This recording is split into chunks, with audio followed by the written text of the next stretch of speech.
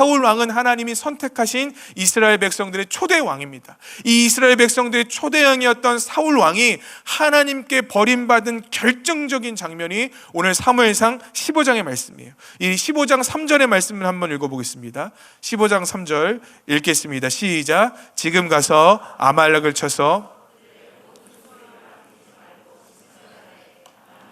소와 젖 먹는 아이와 우양과 낙타와 나귀를 죽이리라 하셨다이다 하니. 아멘. 여러분, 이 명령이 어쩌면 어려워 보일지도 모르겠습니다. 왜 어려워 보일까요? 첫 번째로는 도덕적인 이유 때문에 그럴 것 같아요. 여러분, 아이까지 죽이라니요, 그 동물까지 죽이라니요. 지금 여러분들이 데리고 있는 그 독구랑 메리랑 죽이려고 하면 여러분 어떻게 하시겠어요? 하나님의 명령입니다. 독구 죽이세요. 아마 저를 향해서 막 비난이 막 쏟아질 겁니다. 어떻게 목사님 강아지를 죽이라고 할 수가 있겠습니까? 그러니까 도덕적으로 윤리적으로 마음이 찔리기 때문에 사울 왕이 이 명령을 순종하지 못했구나라는 생각을 하실지도 모르겠습니다. 또 한편으로는 아말렉과 싸우기엔 전투력이 너무 부족하니까 이 아말렉 군사의 이 멸절을 하지 못하고 겨우 싸워서 이기는 정도의 작은 승리를 경험했겠구나 생각하실지도 모르겠습니다. 그러나 성경을 잘 보면 절대 그렇지 않습니다. 먼저 사무엘상 15장이 쓰여질 때의 문화를 한번 보죠. 이때 문화는요, 전쟁의 문화입니다. 무법천지예요. 그러니까 어떤 한 마을을 멸절하거나 어떤 한 사람을 죽이거나 하는 전쟁은요, 조금도 양심에 꺼리낌이 없었습니다. 당시의 큰 군사들이나 용사들은 다 그렇게 잔인하고 어려운 일을 했던 사람입니다. 사울 왕은요, 당시 도덕적이나 윤리적인 가치에 어긋나는 행동을 할 필요가 없어요. 왜냐하면 그때 당시의 문화가 다 그랬기 때문에. 그럼 사울 왕의 군대가 작고 왜소했을까요? 15장 4절에 보니까 보병만 몇 명이었다고 얘기하냐면 23만 명이었다고 얘기합니다. 그러니까 아말렉과 싸워서도 넉넉히 이길 수 있는 힘을 갖고 있었던 사람이에요. 하나님의 기름 부음을 받고 모든 외적인 조건들이 다 하나님의 말씀에 순종할 만한데, 그로 하여금 하나님의 사람이 되지 못하게 한 이유가 뭐냔 말이죠. 여러분, 저보고요, 지금 김영석 목사 당장 내일부터 아프리카 가세요. 그럼 제가 갈까요? 못 갈까요? 마음은 굴뚝 같아요, 여러분. 근데 왜 못 갈까요? 자식 새끼가 있잖아요, 여러분. 애 전학도 가야 되잖아요. 집도 전세인데 빨리 내놔야 되잖아요, 그죠? 보증금도 처리해야 되잖아요. 갈 만한 형편이 안 돼요. 그렇지만 갈 만한 형편이 다 된다면 여러분, 제가 갈까요, 안 갈까요? 갔으면 좋겠어요. 여러분, 외부로 보이는 문제는 아무것도 없다는 거예요. 그로 하여금 하나님의 명령에 순종하지 못할 만한 일들은 아무것도 없대요. 밟히는 자식 새끼도 없고 약한 군사력도 없고 그의 말에 거스를 수 있는 아무런 것도 없는데 그가 왜 하나님 말씀에 순종하지 못했냔 말이죠. 그 답은 24절에 나와 있습니다. 우리 24절을 다 같이 한번 읽어보겠습니다. 15장 24절 읽겠습니다. 시작.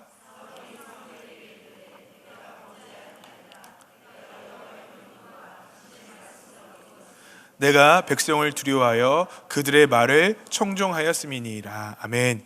여러분, 제가 문제 낼게요. 2019년 ICC 청년부 수련의 주제가 뭐였을까요? 청종이었어요. 청종. 여러분, 이 청종이라는 단어를 딱 들었을 때 이거는 누구한테 쓰는 단어라고 생각하십니까? 하나님이에요. 하나님. 하나님의 말씀을 청종하겠나이다. 할렐루야.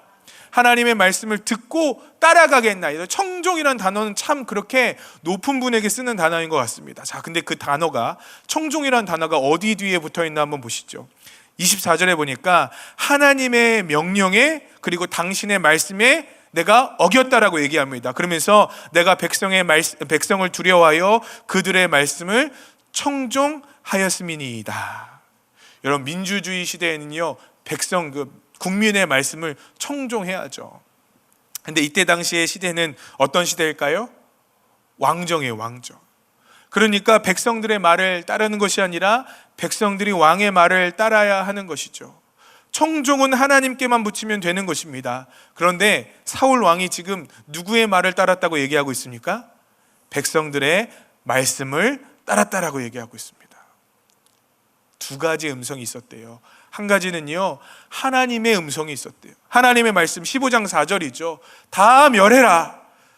남기지 말고 다 처단해라. 내가 너에게 명령한다라는 15장 3절의 말씀이 있었습니다. 그런데 이 명령을 지키려고 하니까 9절에 양이 있는 거예요. 소가 있는 거예요. 원어로 보면요, 15장에는 한 가지 소리가 더 들리는데 양의 소리, 염소의 소리가 들리는 거예요. 음매하는 소리가 들리는 겁니다. 여러분, 양의 소리, 염소의 소리가 들려질 때 그 마음이 어땠을까요? 좋았을 것 같아요. 죽이고 싶지 않았을 것 같아요. 이걸요, 다른 말로 제가 번역을 해볼게요. 현대인들이 알아들을 수 있게.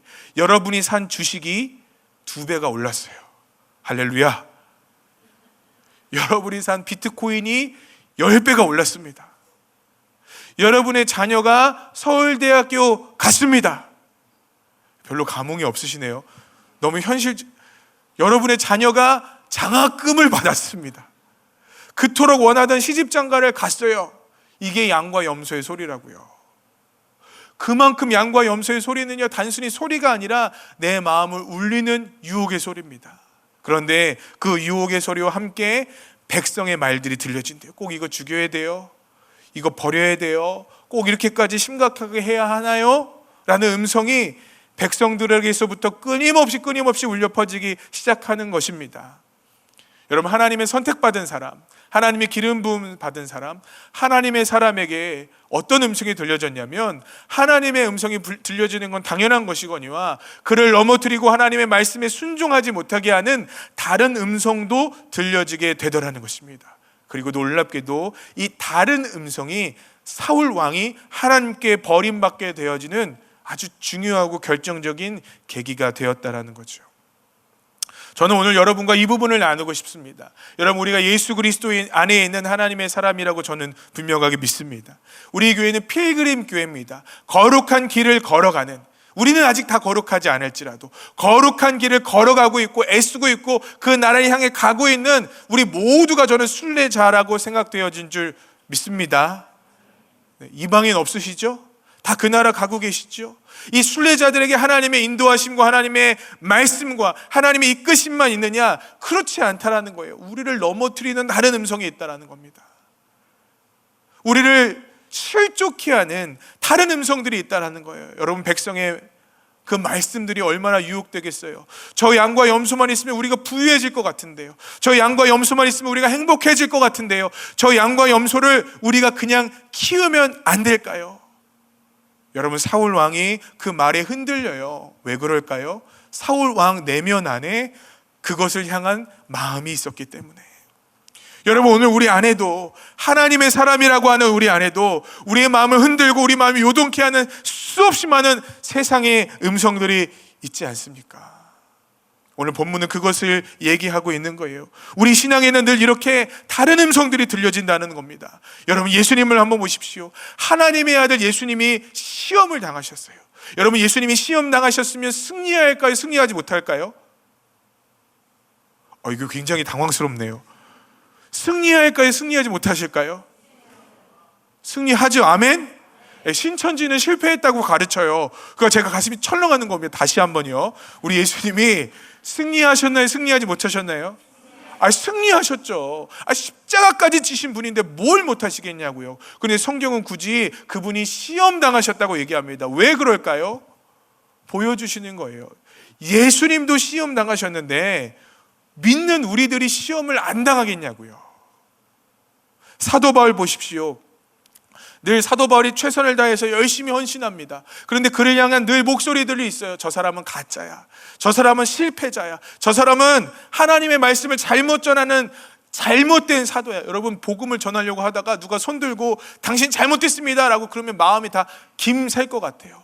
늘 그를 향해서 하나님의 말씀을 잘못 전하게 하는, 요동하게 하는 다른 음성들이 그의 삶에 늘 있었습니다.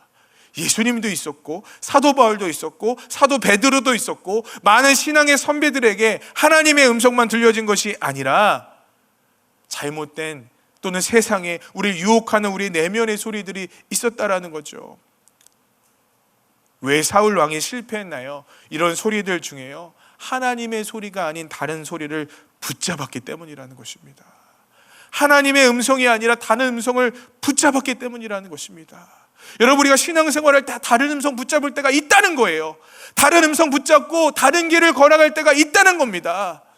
유혹에 빠져서 하나님의 음성을 전혀 듣지 못하고 세상의 것이 가득하여 넘쳐날 때가 있다는 거예요.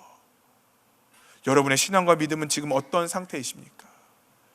하나님의 능력을 가장 강력하게 경험했던 불의 종이 있습니다. 바로 엘리야입니다. 엘리야는 가는 곳곳마다 하나님의 기적이 일어났습니다. 심지어 바알과 아세라 선지자와 생명을 건 영적 전투를 벌일 때 하늘에서 불이 내려와 여러분 단에 있는 모든 물을 성경에 보니까 핥았대요.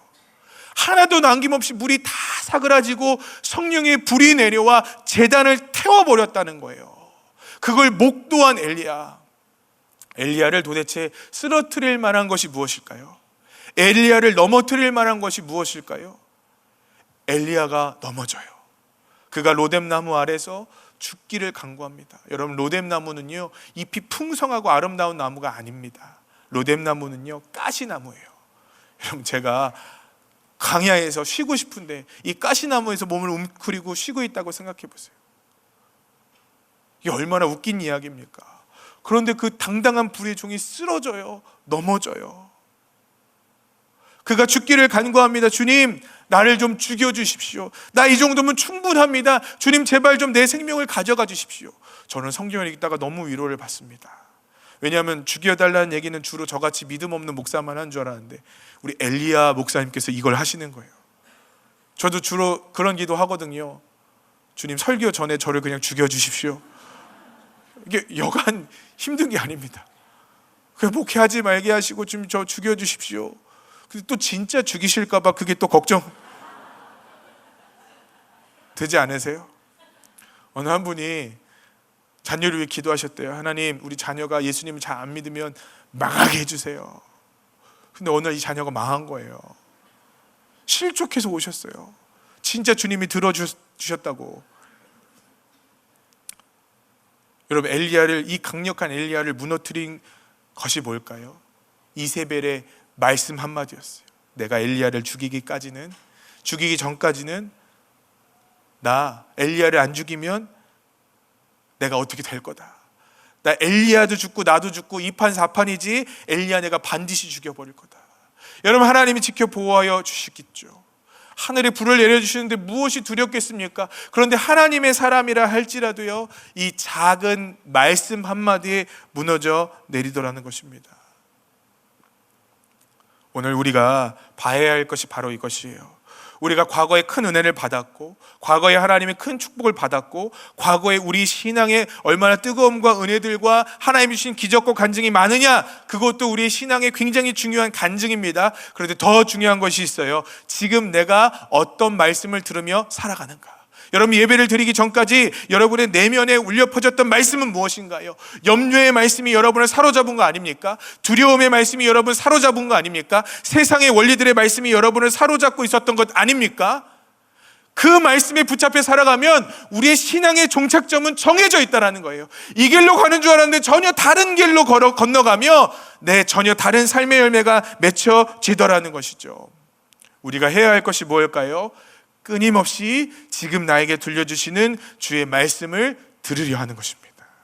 지금 나에게 주어주시는 하나님의 은혜를 들으려고 하는 것이에요.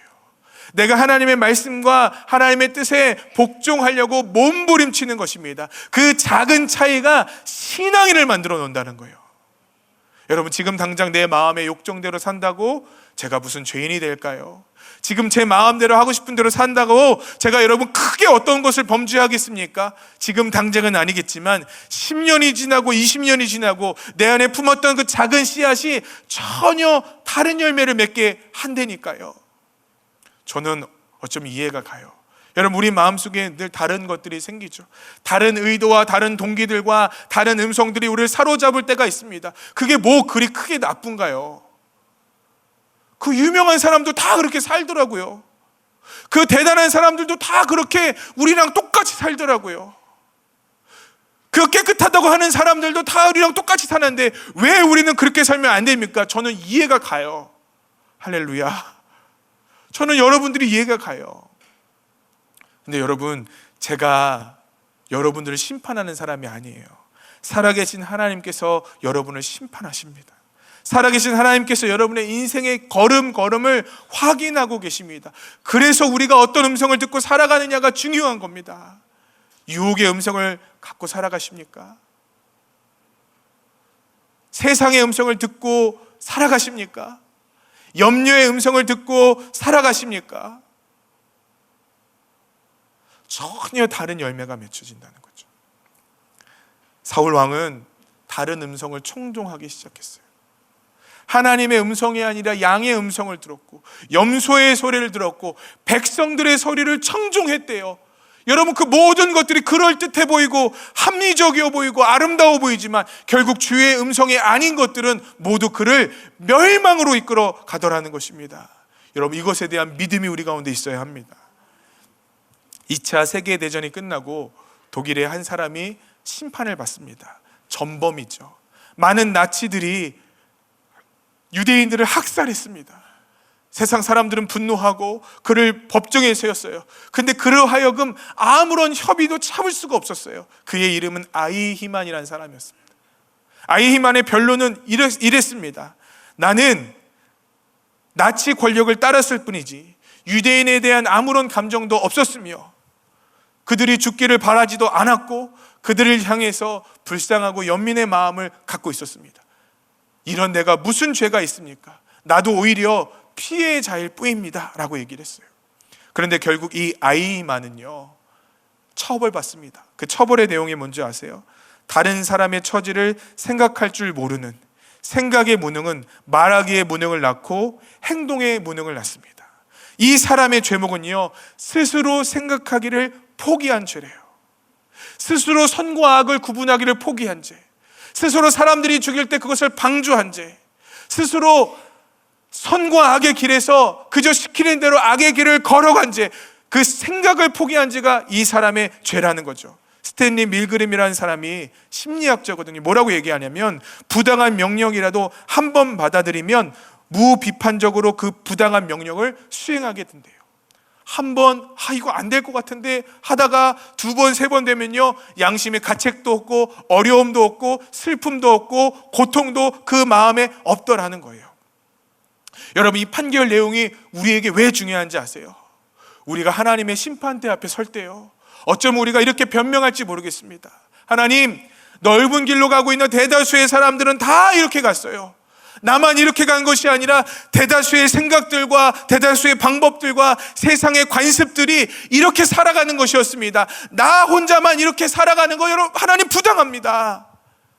하나님 온당치 않아요. 나는 무죄해요. 그때 하나님 분명히 말씀하실 거예요. 말씀의 기준으로 생각하지 않고 세상 사람들이 가는 그 길을 아무런 생각 없이 걸어간 그 죄, 그 죄가 바로 너희의 죄다. 여러분, 우리가 교회에 다녀요. 죄와 싸우지 않아요.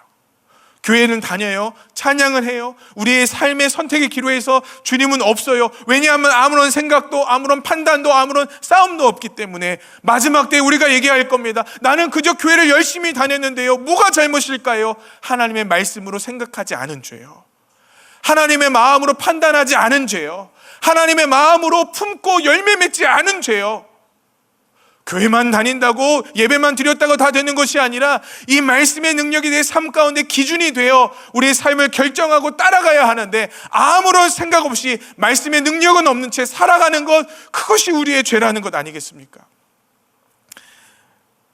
아무런 생각 없이 따랐던 내 삶의 음성들을 한번 체크해 봐야 돼요. 이것이 과연 주님께로부터 온 것인가? 이것이 바로 주님께로부터 온 나에게 주신 음성인가? 7조 원의 재산을 갖고 있었던 중국 조폭 두목이 있었답니다. 이 사람이 공산당한테 걸렸고 이제 사형을 당했어요. 사형 직전에 이 사람이 이렇게 얘기를 합니다. 다시 한번 인생을 살 수 있다면 노점이나 작은 가게를 차리고 가족을 돌보면서 살고 싶다. 내 야망이 너무 컸다. 이 말이요, 한 못 배운 한 폭력적인 사람의 마지막이지만요, 이 마지막에 자신의 삶을 돌이켜보니 나도 모르게 다른 음성 쫓아가며 살았던 거예요. 야망이라는 음성을 쫓아 살았던 겁니다. 그 야망이라는 음성에 충실하여 살았던 겁니다. 충실하여 살았더니 결국에 야망의 열매가 맺혀지게 되더라는 것입니다. 여러분, 오늘 무슨 음성을 듣고 살아가고 계십니까? 아니, 여러분 가운데 하나님의 음성이 들려지십니까? 여러분 가운데 하나님의 말씀이 있고 하나님의 심판이 있고 하나님의 선택이 있고 하나님의 이끄심이 있으십니까? 없다면 여러분, 우리 병든 거예요. 없다면 여러분, 우리 전혀 다른 길을 걸어갈 겁니다. 목사의 소리가 아니라 하나님의 음성이 들려지는 예배가 되기를 주님의 이름으로 축복합니다. 사울 왕은 하나님의 음성이 아닌 다른 것들을 붙잡고 살았어요. 15장, 저는 이것은 열매라고 생각합니다. 그 뿌리는 어딜까요? 우리 14장 52절입니다. 우리 14장 52절을 한번 읽어보겠습니다. 14장 52절 읽겠습니다. 시작. 사울이 사는 날 동안에 블레셋 사람과 큰 싸움이 있었으므로 사울이 힘센 사람이나 용감한 사람을 보면 그들을 불러왔더라. 여러분, 이 말씀은요, 사울 왕이 강력해졌다라는 말씀이겠죠. 그런데 이 말씀은 성서학자들이 보기에는요, 사울 왕에 대한 칭찬이 아닙니다. 그의 상태를 얘기해 주는 거예요. 여러분, 그가 강력해졌지만 그와 반대로요, 하나님을 의지하는 마음은 사라지더라는 거예요. 그는 강력해졌지만 더 이상 하나님의 음성을 구할 필요가 없다라는 거예요. 그는 강력해졌지만 더 이상 하나님의 능력을 구하지 않아도 됐다라는 겁니다. 여러분, 강력해지셨나요? 너무 좋죠. 큰 축복이죠. 그래서 여러분, 하나님의 음성을 구하지 않고 살아가시는 거 아닙니까? 지난주에 이호진 소장님께서 말씀을 전해주셨어요. 여러분 아시는 것처럼 그분은 온몸에 화상을 입고 얼굴은 일그러져 있죠. 그런데 어느 날 하나님께서 그 여자에게, 그 성도에게, 집사님에게 음성을 주시더래요. 다른 음성이 아니었어요. 주님 만나고 싶어요. 주님 만나보고 싶어요. 40일 동안 저녁 금식을 하고 매일 새벽 기도를 하면서 주님 더 깊이 만나달라고 기도할 때 그를 만나주신 주님께서 이런 음성을 주셨대요. 내 약함을 자랑해라. 많은 사람들에게 내 약함을 자랑해라. 얼굴이 찢겨지고 상하고 이상한 외모를 갖고 있는 그것을 자랑하래요. 여러분, 우리의 약함을 자랑한다는 것이 도대체 무슨 말일까요? 주님 의지하며 살라는 거 아닐까요? 주님 바라보고 살라는 건 아닐까요? 때로는 우리의 강함이 주의 음성 듣지 못하게 한다고요. 때로는 우리의 교만이 주의 음성 듣지 못하게 한다고요. 사울의 눈과 귀가 어두워진 이유가 뭡니까? 그가 강하여졌기 때문입니다. 그가 아무런 힘도 없었을 때, 그가 겸손하였을 때 그는 하나님을 의지하는 사람이었어요. 오늘 우리의 교만이 예수의 이름으로 무너지기를 간절히 소망합니다. 우리의 강함이 예수의 이름으로 무너지기를 간절히 소망합니다. 그래서 들리지 않던 주의 음성이 들려지길 원합니다. 갈망은 어디서부터 올까요? 하나님, 나는 아무것도 없어요. 인정할 때요. 하나님, 나 정말 주님이 필요해요. 인정할 때요. 병력이 23만이나 되니까 더 이상 주님의 말씀에 100% 순종하지 않아도 되는 때가 온다니까요. 여러분, 오늘 우리의 삶에 하나님의 음성을 맡고 있는 것은 다른 것이 아니라 어쩌면 우리의 영적인 교만일 수 있어요. 영적인 나태일 수 있습니다. 습관일 수 있어요. 우리가 갖고 있는 우리의 장점일 수도 있어요. 여러분, 그 모든 것들이 예수의 이름으로 무너지기를 간절히 소망합니다. 주의 음성이 다시 들려져야 돼요. 이제 말씀을 마치겠습니다. 오늘 우리는 성찬을 받습니다. 이 성찬을 믿음으로 받을 때 우리 주님의 도움이, 음성이, 뜻이 우리 가운데 임할 줄 저는 믿습니다. 너무 어린 분들에게는요, 어린 아이들에게는 성찬 주지 마십시오. 왜냐하면 이것은 믿음으로 받아야 하는 겁니다. 내 안에 결단이 없는 분들도 성찬 받지 마십시오. 성경에 보면요, 결단 없이 이 성찬을 마구 쓰면 하나님께서 더 큰 벌을 내리신다고 합니다. 이 시간 여러분, 우리 믿음으로 결단하며 성찬 받을 때 하나님,